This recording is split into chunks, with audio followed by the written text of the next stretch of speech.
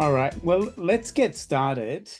We're already recording, but I think hopefully Jeremy or whoever edits will cut that beginning bit off. Welcome everybody to another Montessori Lives, conversations with notable Montessorians. And this evening, we're very lucky to have with us Maxine Swenson. Maxine, you're probably, I think, the most eclectic Montessorian I've ever spoken to. So I don't even know how to introduce you. Who are you? And what do you do in Montessori? I'm retired from paid work, and have been, or twice. Did in 2013, and because of health reasons, and then got wrangled back into early childhood to help out, and then I ended up by retiring after my mum passed away. She had vascular dementia, and her mum had Alzheimer's, and she was the first one. And when I visited her, I was about 29, in the hospital, and we bought some flowers from my mum's home, and brought it for her. And she said, "Mum said hello, and here's some flowers." And she went off and found a vase. And my grandmother turned around and says, "Who is she?" And I says, "Oh, that's Norma. Norma, your daughter." When I said daughter, it was just a blank, and you could see I said the wrong thing. And you learn from your mistakes, and that was my journey with the Montessori dementia start. Well, meeting people who had dementia. My mum had vascular dementia. She was so pleased that she knew us three daughters right at the end, and passed away in 2018. And how did you get involved in Montessori in the beginning? What's your Montessori story? Well, in my last life, I was working in India, and that was an accident. I ended there because I was heading off to the Philippines, but that's when they stormed the palace, and 600 of Amalda shoes were on display. We weren't allowed in, foreigners weren't allowed in, so I was all packed ready to do mission work with the children in the Philippines. And anybody said, "Oh, I'll put the fleece out and see if anybody wants me in India." And they said, "Yes, we've got somebody the day you're wanting to come in, somebody sleeping the day before, and the day you leave, 2 days before you leave, there'll be somebody there. So you'll be really good. We need you there to do this, that, and the other thing, help in the office." We're getting a lot of mail and children's ministry as well as pastoral care. So long story short, that 20 years later, and I was also, while I was there, it was leprosy, nutrition school, what else? Street leprosy, the blind. Anyway, Just a bit sensitive because I haven't had, because I've got English got one through there and I haven't had that much contact yet. So just got a few bruises and it was a bit sore. So I was trying to get it through. Didn't have that problem. We've got sound coming from somewhere, Maxine. yeah, Somebody can mute their mic if you've got sound in the background. That would be great. Thank you. yeah. So I was with that organisation for 20 years, and then there's a baby's home and a children's home in Moinabad. And that was my base going in and out of Hyderabad, somewhere to stay, look after the kids, do all sorts of things with them, help them to learn. My job was just speak English. Don't learn anything, just speak English to the kids. Anyway, the board members went there, and they wanted, somebody in the family had somebody who's Montessori, and they heard that there was a Montessori training centre there. And so they went, and this about it. They were going to enroll some of the children from the children's home. And anyway, while they were there talking, Lakshmi turned around and said, "Do you know any foreigners who would like to do this, the training?" And the two of them looked at each other and says, "Maxine." So they came back to the meeting, and I would advise the meeting there because they'd have the meeting at Bev and Ted's place. His mother was a Montessorian, and they'd often ask me, "Why is this happening at Moynabad? Why is it happening?" I said, "Of course, the culture. He's a Telugu, and the other one's low caste, so it's not working."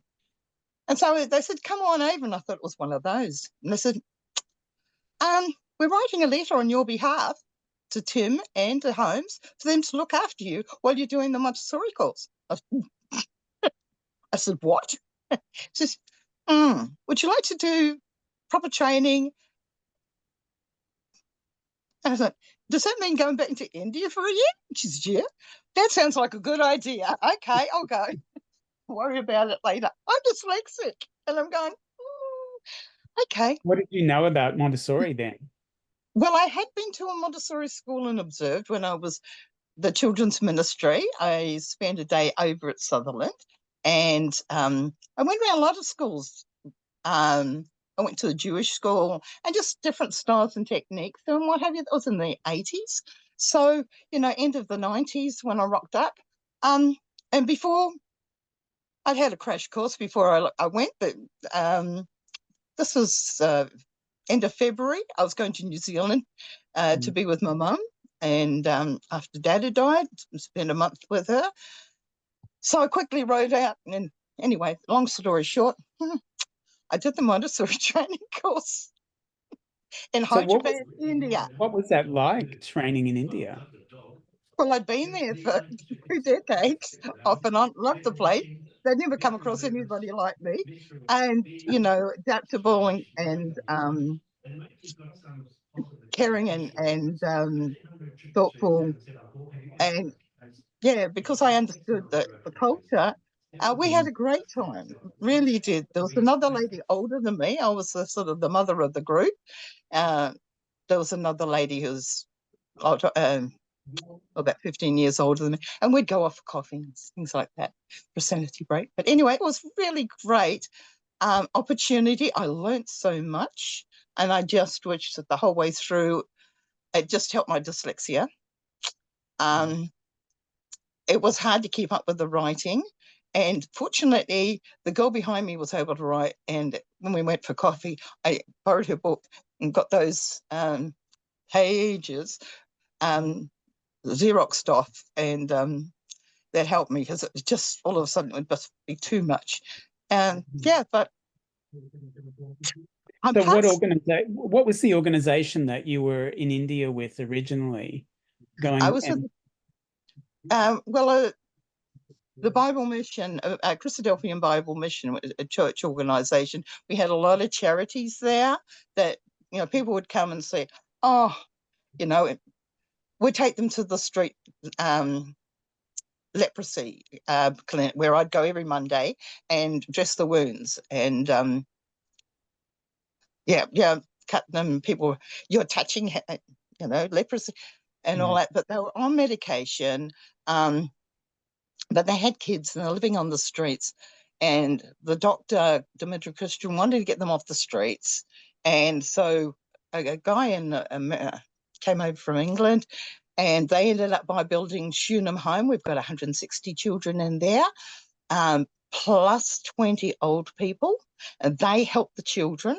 They help them with their homework. One of the ladies, she's just in the library, and when they get back home, she's got groups of people from the moment they get off from school until supper time and even past that. She is listening to them, reading, distributing books from the library to them. And that's her job. And she gets that's paying for her board. So they're independent.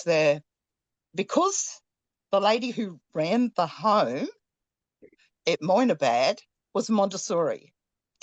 But out in the village there was no Montessori school, so she was Main Street, and she ended up by getting children. People said, we can't look after it, and you can't be living on your own as a female. And she ended up with about 10 children, cousins, relatives, and all that, and they were independent. She's had them cooking and they're sweeping, doing all those sort of things. So the basis of all of that was Montessori. I heard all about it, yeah, and Okay. around me who were probably 30 years older than me were all Montessori and had been trained by Houston and Swami, who were the ones that came in after Mario and Maria.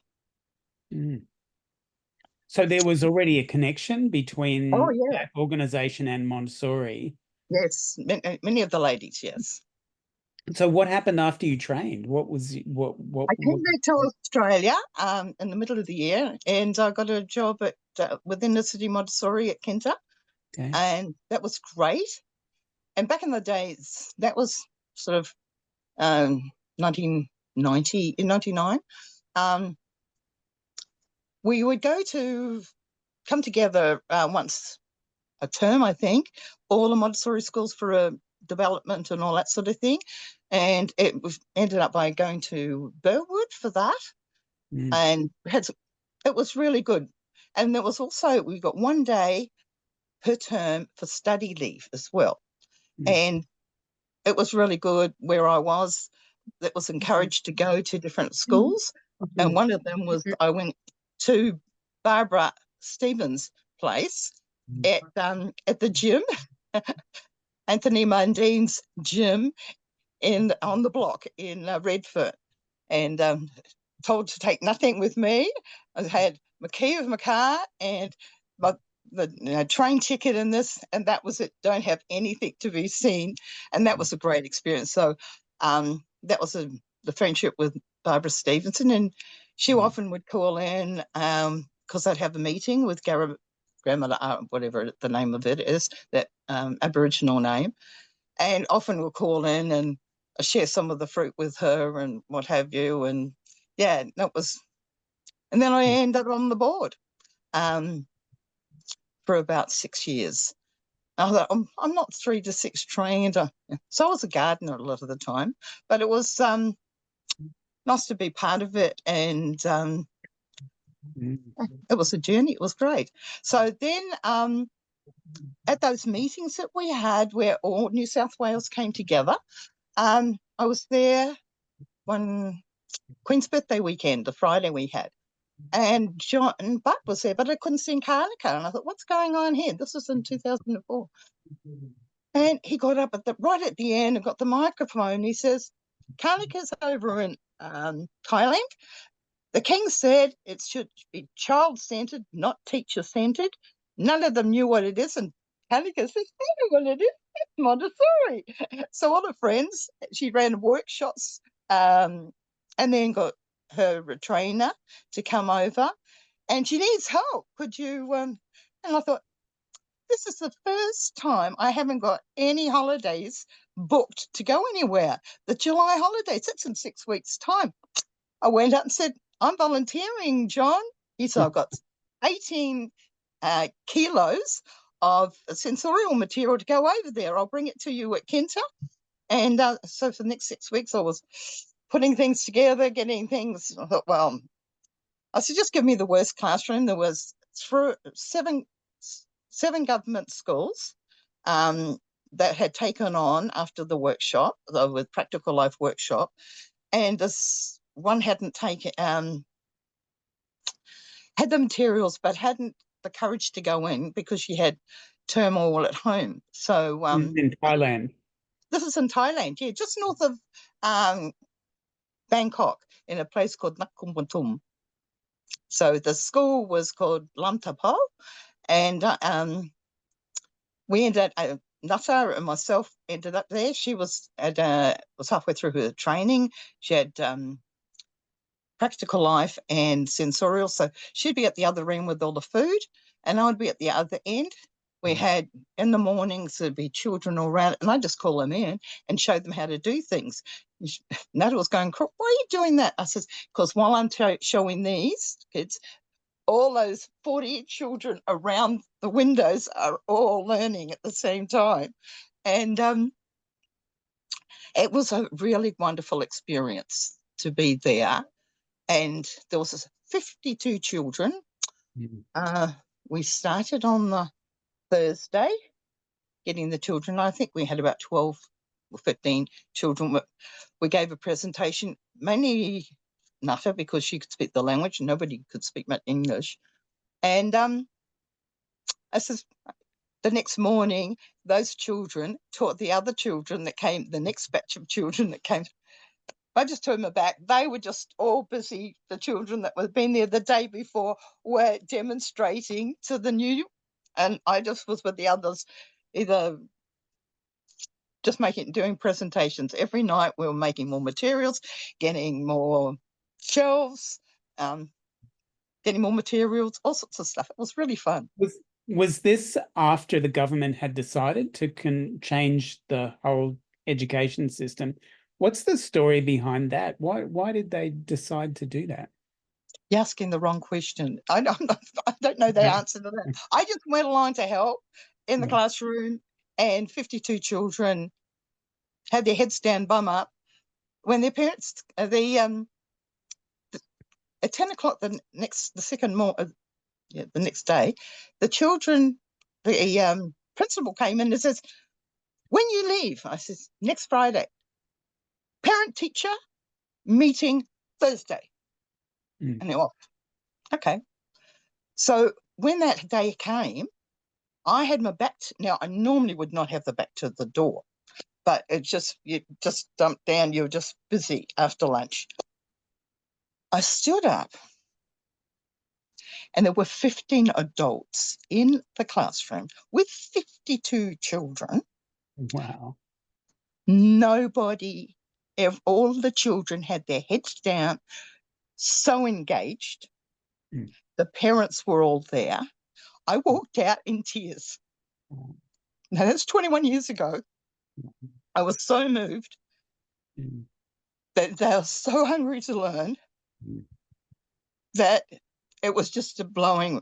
And the hunger of the adults, there were people who had attended the workshops every afternoon. They couldn't come over fast enough to find out what we were doing, asking questions. It was just full on. And it was just really exciting. And they turned around and said, we need to do something for you. And I said, oh, what do you want? I said, well, a Thai massage would be nice. So one day they said, we're taking you for a Thai massage. You've worked hard enough, because we'd go out shopping. I said, we need this, and this, and this. And off we go shopping and get home and go to bed at midnight and up again at 5 o'clock. Wow. Ready to go again. And it was such fun. When we'd go shopping, I'd buy things, and Nati would turn around and say, that lady is over from Australia and she's doing this in her holidays. And I'd turn around and get all these shelves for counting with the cards, the counters. I had book cards, but I didn't have any counters. So I got shelves, and I got other shelves that were pairing, and I put them down, and they turned around and I says, oh, this is for me. Don't worry about this. She said, well, that's free. All that stuff. So when we went shopping, whatever went to the classroom was free. Wow. And when was the last time you were over there? At the Congress we had last year in July, which was really, really wonderful. That was my first Congress, but it was so proud to be there as part of the Australian Thai, and with Matt, the Montessori Association of Thai. And we're celebrating this year, 21 years, our partnership. Yeah. Did you go to the same school when you were there? I went back. Now, what was really interesting, I went back in 2012. And it was a weekend. They picked me up from the airport and took me to the classroom. Now, it had been the storeroom, and Nutter had said, and we had to walk a long way to go to the toilets. And she said, why don't you put them at the back? And I thought, that's a fortune. Why don't you turn around and put that money, 20,000, put that into materials rather than. But I had said, the back of the building is beautiful and cool. There's 3 meters between the building and the fence.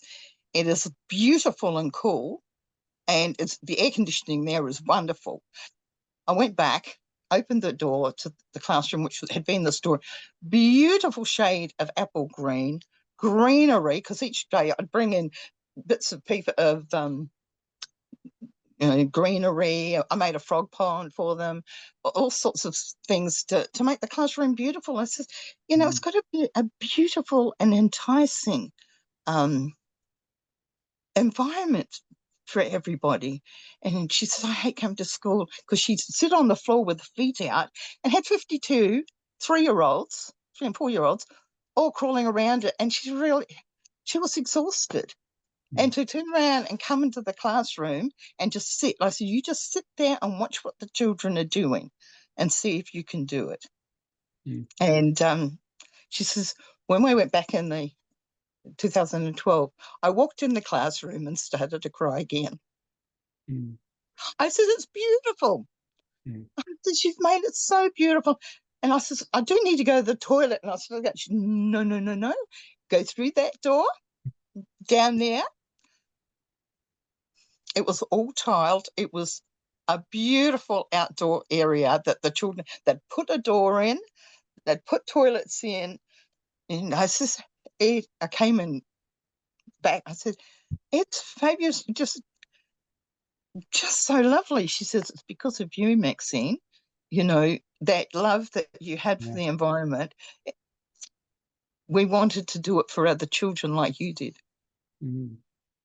What can you say about the differences between Montessori, the way it's practiced and perceived and welcomed in Thailand versus Australia? It's very different. The rural area is struggling to keep people.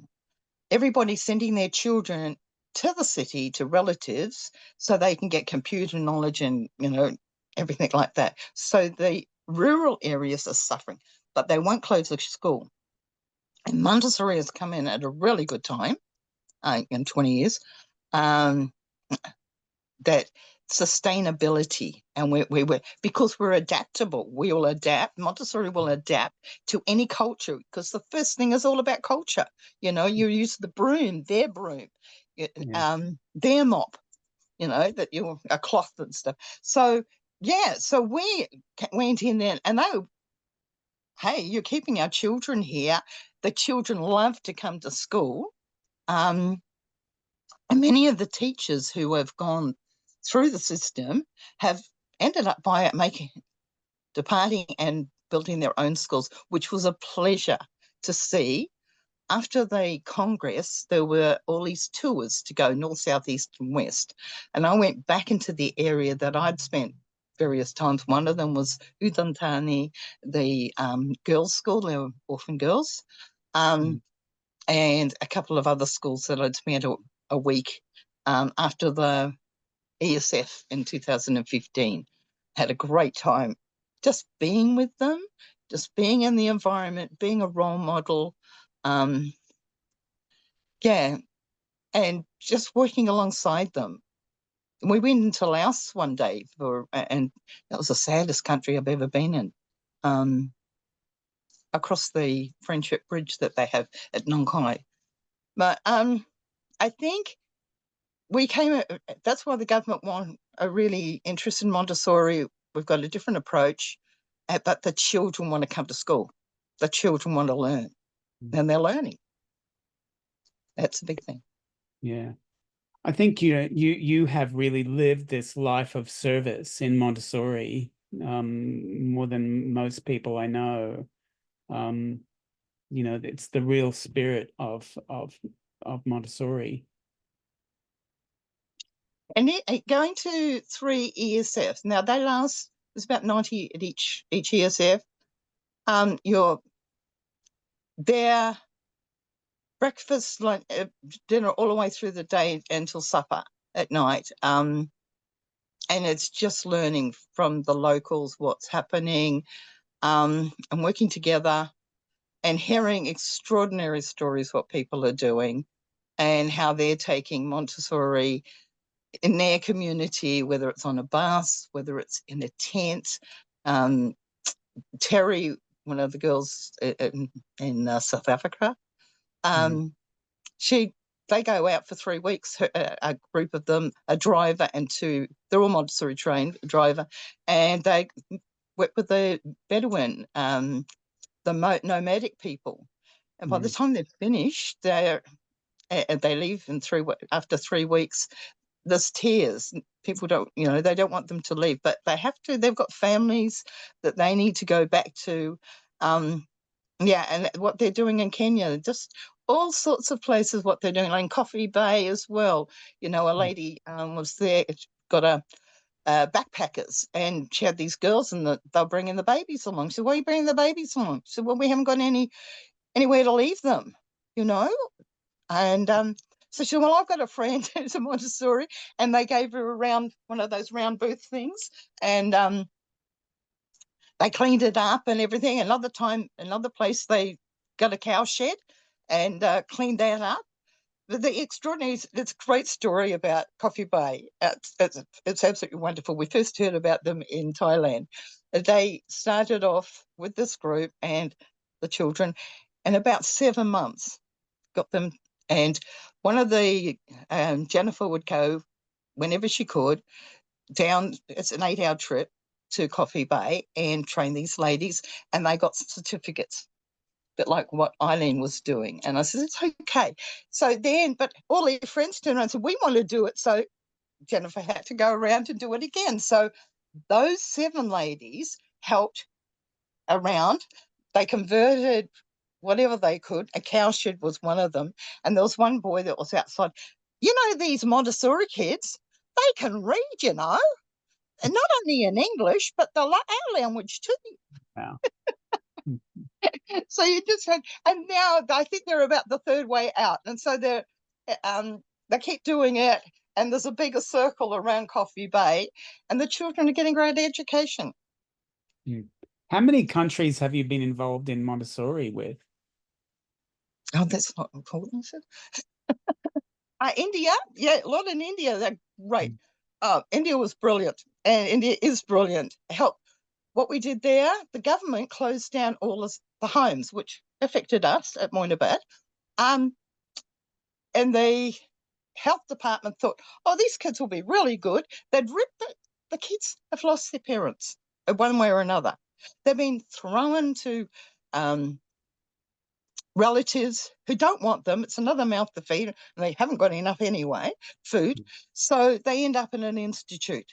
And in an institute, it's a job, and it's really hard. So these kids were feral, absolutely feral. And the government says, we'll have them. So they got them, shaved and haircut and put new clothes on them. And their dignitaries came around, and these kids were all over the place like monkeys. Couldn't sit down. Anyway, the girls from the Montessori Training and Research Centre where I did my training, Helen and them, they went in. So it took a couple of weeks. A couple of the girls, "I can't handle this," there's just... Anyway, Helen ended up going in. And after a couple of days, rolled out the mat, got the pink towel, and went and did it. The children were stopping and watching what she was doing, going backwards and forwards, and then putting it up and looking at it, and then putting it back. And she had their attention. Slowly, they were able to teach them. Now, 6 weeks later, the children had all settled down, and the dignitaries came back. And they turned around and said, "What did you do to those kids? You've got them drugged or something." "No, this is just Montessori." So I've helped send material when I always get a whole pile of charts while I'm in India and bring them all back and make the charts up into cards, pairing cards, nomenclature cards, classified cards, whatever, for them, and hand over a bunch whenever I go and see Helen, because I know it will be going somewhere. And then there's another project we had when we were there at the ESF. What's her name? Uma, one of the trainers, Indian trainers who's over in America, was giving a talk in Delhi. The Minister of Education and the federal says, "And what are you doing for the poor? What are you doing for the rural ones?" And she said, "We're doing our best, but have you got something you can tell us?" She says,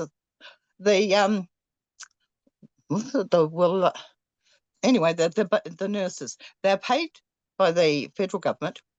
They for life, they've got a job, and they are responsible from the moment mum's pregnant until the children in their village, in their area, are 6 years old. So, well, that's Montessori. Anyway, we're at the ESF, about to go out, and the call comes from this lady, can you make a meeting? So we did, they did, and talked about it, what they could do. There were 25 districts outside around Hyderabad, it's India, Hyderabad, and 25 schools, Montessori schools, took on one in each. They did training for them, but all the helpers that they had that were attached to each of those 25, and great success story.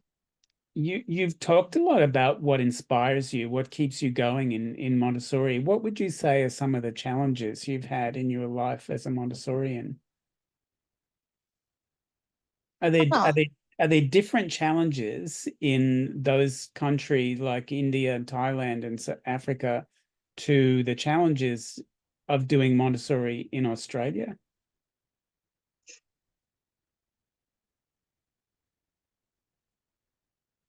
Yeah, there are, but I'm not the one to answer a question like that. I prefer to be at the grass front with the kids on the floor, and I'll leave it to the big guys that talk it, the Andre Riverfoils and the Bill Conways and to go and talk at that level. Okay. What have you noticed about the differences with children in those countries and Australia? Are children the same everywhere, or do you see differences working with kids in developing countries versus Australia? There's a hunger. There's definitely a big hunger, but there's a big difference since COVID. You've got COVID mothers the first time, and they're anxious, and that anxiousness has gone into the children.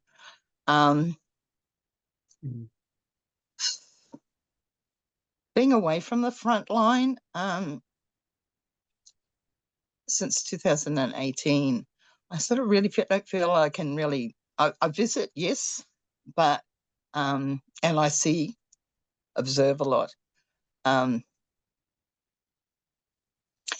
Children here have so much, and the concentration with the digital and the problems that people have with this digital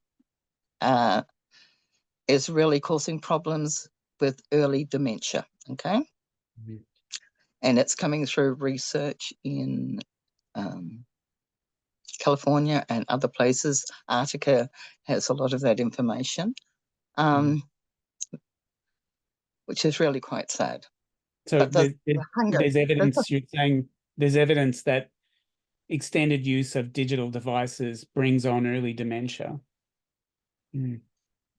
Yes. So, and I suppose you want to know how I got involved in aged care and that field, which I was very passionate about. Also, a retreat weekend I'd had, and one of the ladies from the Moinabad, I was on the board, was there, and I hadn't shown my face. It's important, and it was Saturday night, late Saturday night. We've been there 2 days. I better go over and talk to Jackie. G'day, Jackie. She was a principal of the school before she retired. And this is, she introduced me to the lady beside. You do know Beverly? She's a a volunteer coordinator at Padstow Aged Care Home. And Beverly, this is Maxine Montessori. She just about dived over the table. Montessori, she says. Oh, can you help us? I said, yeah. What do you want to know? I've read about it. I know it's a lot of people all around the world. There's articles in different, magazines about what people have been doing. Yeah. And she said, I went to a workshop. The other day, I did a flower arrangement with them. I've got camellias, and I brought them in the afternoon. And there's a lady in a pod, one of those. She hasn't said anything for months, so we just left her in the corner. And then all of a sudden they said, I heard this, the camellias are on the back fence. And everybody went, what? So she took over the camellias and she started talking. Wow. She'd been nonverbal for months. Wow. And she said, I was really shocked. What can we do? And I said, well, look, on Tuesday, I've got a core biopsy. I've got to go here. Not a lot of cancer. Anyway, I can come and have a talk to you on what we can do. She said, oh, thank you.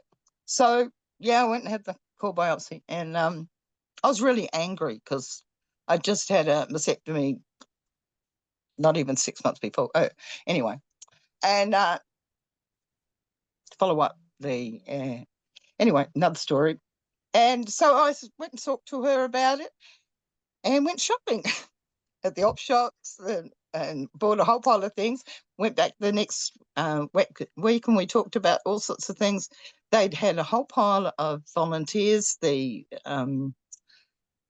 aged care had advertised for volunteers to help. And then the next thing I knew, she said, will you do a workshop with all this material and how we do it? What would we do? I said, yeah, sure. No. So I had about 30 people. Did one lot of 30 and then another and then another and another. And so then I was called to another aged care home and another one. And yeah, I was going all over the place. At the same time I was working, which was really good. I only had 5 days. I was working only 3 days a week. So I could do it on those 2 days I was off. So yeah, and it grew. And it was a journey for me of learning. I read a lot of books, went to the library. When you travel around, it has some great books at the airports. Got most of my great books from there. Yeah, and studied and learned up and everything, and went over to the Metro Australia and got some of their books and all sorts of things, and went to their workshops and equipped myself with the knowledge and applying Montessori principles. And that's how it all started. But then I was going back to India when I had my long service leave in 2010, and we're having our second, conference in Thailand. So I've timed it to go there, and that was great. And the second day, or the first day, we had the prince, he came and he gave us this lovely award.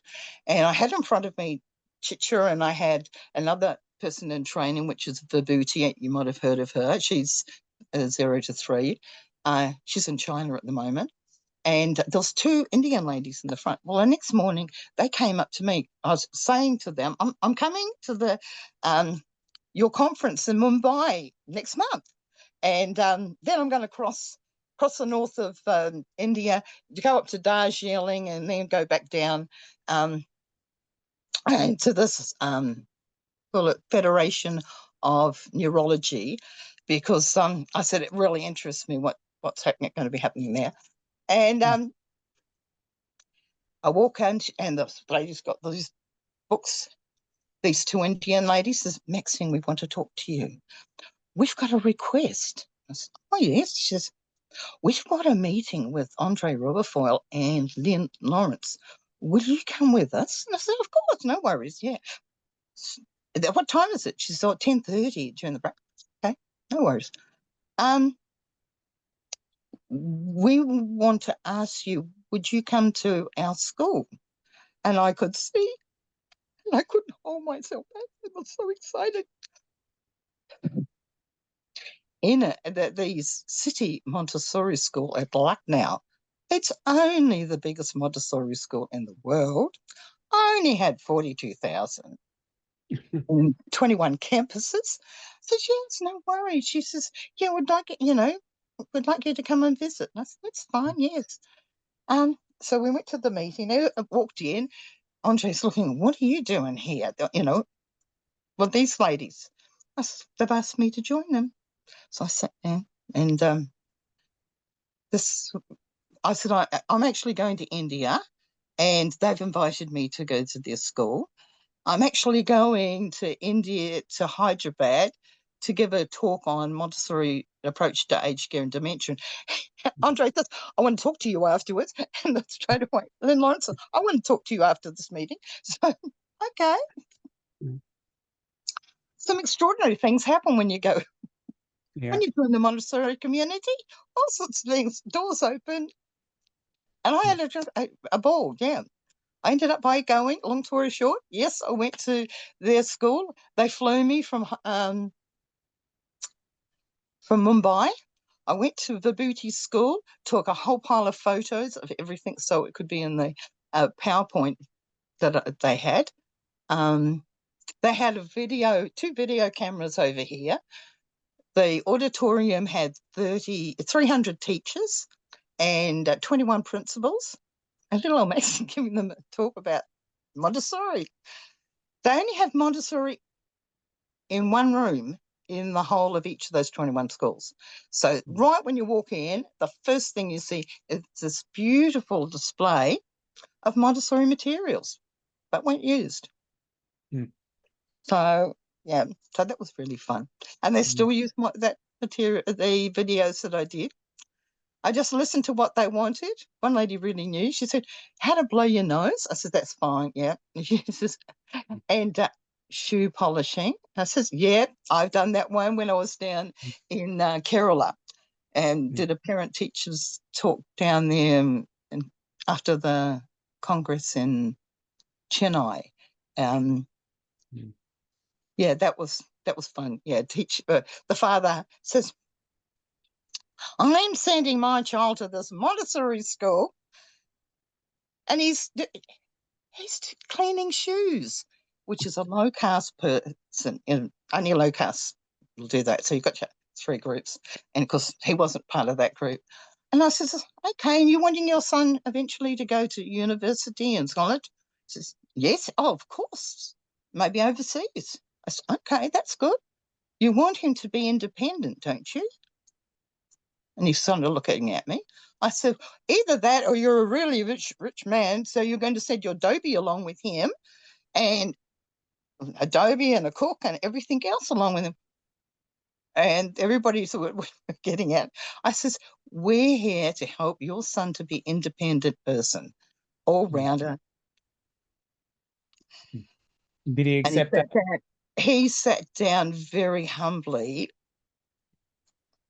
and the smiles on the families that knew what it was all about. Yeah. So it was really knowing. How much enthusiasm is there for Montessori work in the dementia industry in Australia? It's really, there's a lot of people who are interested in change. And if that will be the handle, that will do it. There's so much need for change, and it's good that there's a whole pile of change coming through. I've had a conversation yesterday with a very dear friend who I worked with, the original group I worked with called CABI, Caring Aid for the Visually Impaired. He's blind and they don't want any independence whatsoever in this home. They don't want them to do anything. They just want to take your money. And it's bordering on abuse, what he was saying to me. And that's not an isolated case. Unfortunately, and there are staff who want to make a difference. The others, there's so many people who are in ground absolutely in ground, and we're not going to change anything. We've been doing it, and that's fine. So we're there for those who want to change and want to make it better for everybody else. Is there a lot of awareness about Montessori in the aged care sector? I don't. There's a turnover, a great turnover, a quick turnover, because there are always migrants that are doing the work and not skilled in English very well. I mean, 20 years ago, it was all the Italians and the Greeks had those jobs. They've all moved on to different other occupations because their English has improved by it. And now you've got Nepalese, all sorts of islands, just depend on where you are, what area you're in. You've I think experienced so much change in people's lives with Montessori that you've worked with in so many countries. Why do you think Montessori is not more widely accepted in Australia? Why isn't it more widely known? I really don't know. Yeah. People are stuck in their ways, and the legislature's trying to change. New people are coming in, and look, there's a heck of a lot of people who really want to do it, and they're able to do it. You know,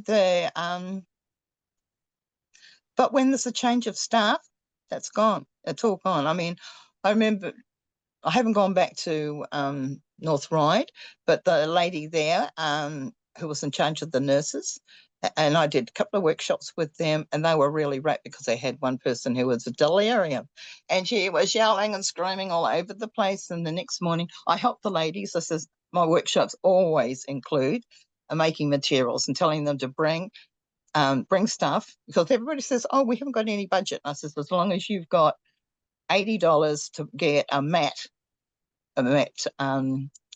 laminating, I'll provide the machine, and you just bring what you've got, and we'll pair it, whether it's a calendar, anything that will into coasters, anything.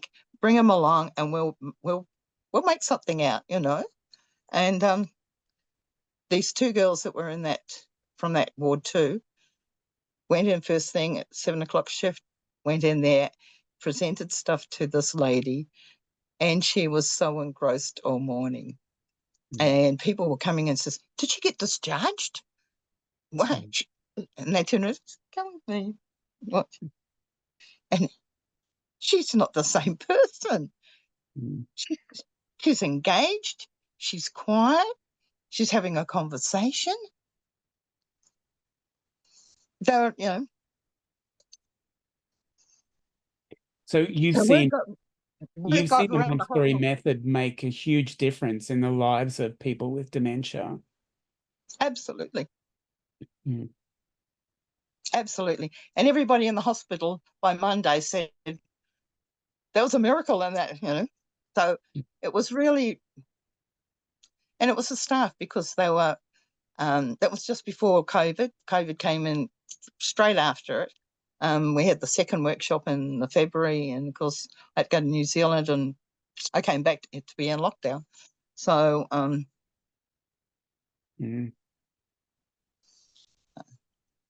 lots of fun stuff. I really enjoyed doing workshops here in Australia, doing work-throughs.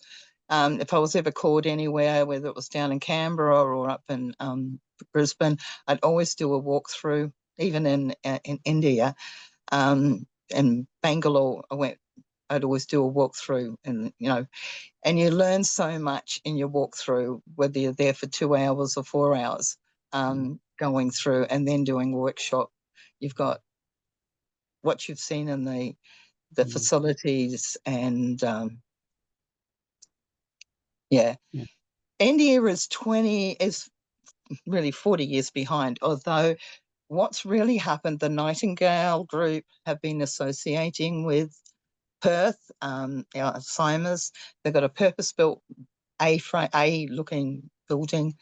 And I was really impressed when I went to the neurology workshop that they had.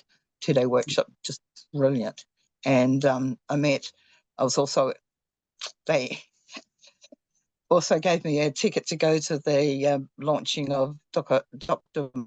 Ramachandra, one of the plasticity guys, book launch, which was fabulous. I waited till everybody went through and says, thank you for signing my book. And I says, I'm a Montessori teacher. He says, it works, doesn't it? I said, you bet it does. Mm. Yeah. So it's, people like him who are really high up, and was one at that stage was one of the 20 people, 100 people in the for this century that will go down in history. Mm. Well, let me open it up to people who are listening. Does anyone have questions or comments they'd like to ask Maxine? Maxine, what's a good book that you think all educators should read? And a book that people who want to become more involved in Montessori and aged care should read? I can't remember. Articles put it out. There's a couple. It's every chapter has got a Beatles title to one of their songs. You Say Hello and I Say Goodbye is the book. I got it from Alzheimer's Australia in North Ryde. Great book. Each one tells the story how they handled the situation, which was so Montessori. I think it's just gone right. It's about you say hello and I say goodbye, contact them and find out a bit more about it. Or Artica when she comes back from India. That was really one of the best books I've read. But there's a lot of other great books. I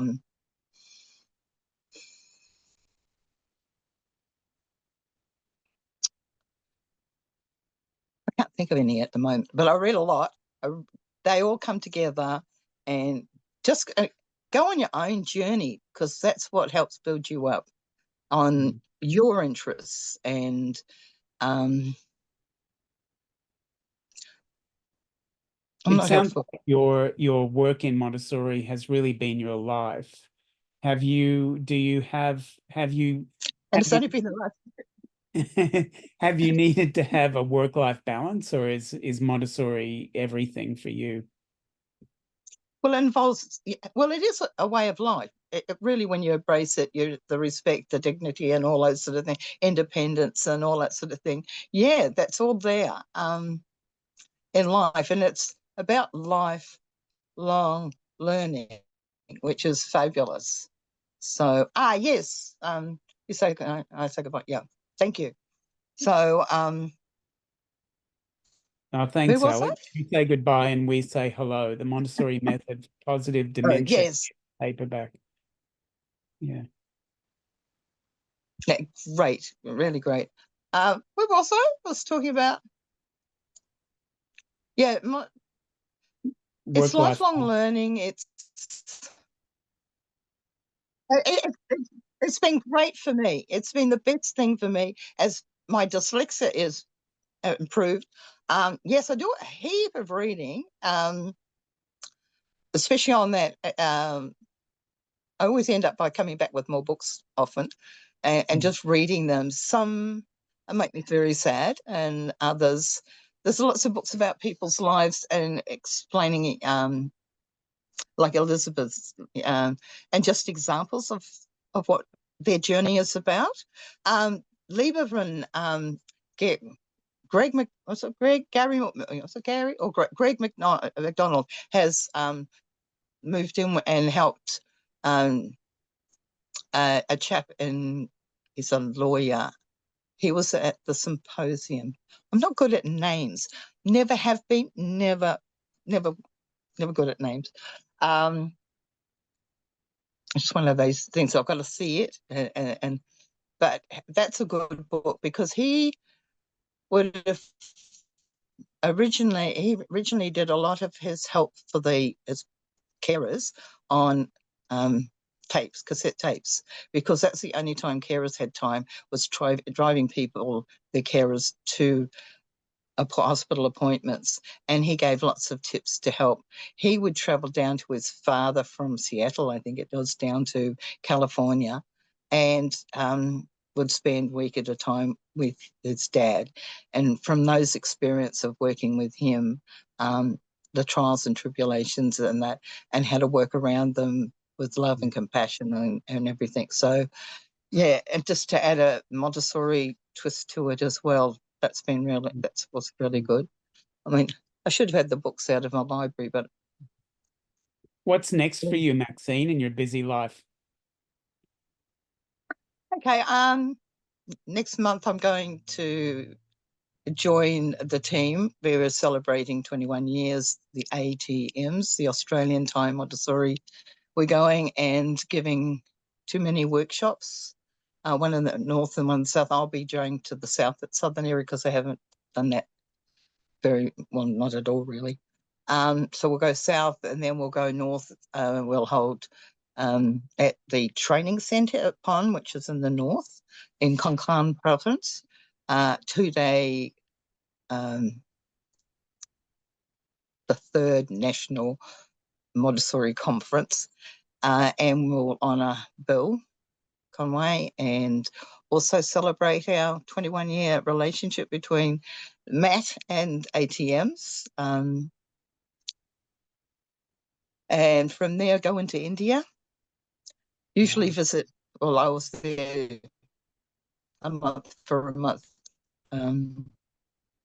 in August and visited a couple of Montessori schools. They are really, the ones I've gone to, really struggling since COVID. They're just building up. They're into their 2nd year, had to really start all over again, both in all the states, rural, city, Bangalore, as well as around Hyderabad. So go and visit there.